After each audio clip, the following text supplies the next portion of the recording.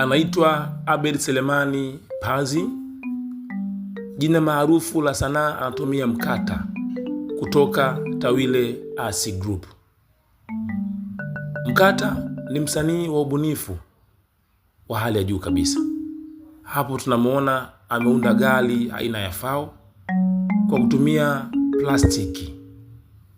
Bodi yake ametumia ubao na tipa la nyuma ametumia dumu la njano la mafuta ya kula, amelikata kuwa kama ndo tipa. Hiyo hozi ya mbele tunaona hiyo ni hozi hiyo hapo. Tunaiona hiyo hozi ametumia mfuniko wa maji ya ndoo ya maji ya kunywa, amekata vipande na kuunda hozi ya hiyo FAO. Huwa ni mtu kufikiria mara kwa mara, anafikiria sana. Huwa anafikiria kwanza kabla ya kutenda, ndio formula yake. Na huwa anajiuliza afanye nini ili kitokee kitu gani. Ni kweli tunaona FAO linatengenezwa.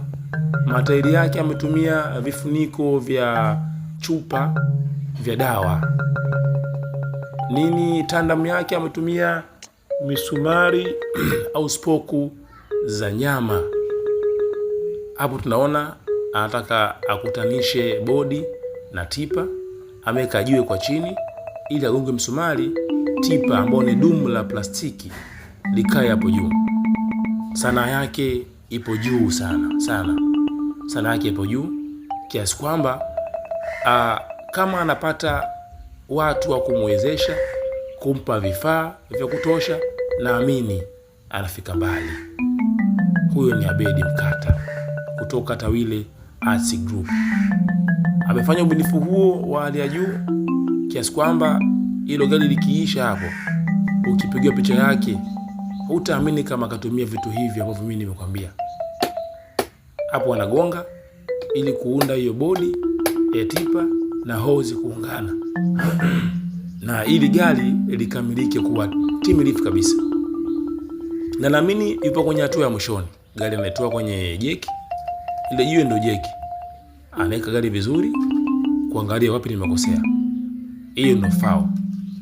Anaruhusu gari itoke, hiyo inatembea, anaiangalia.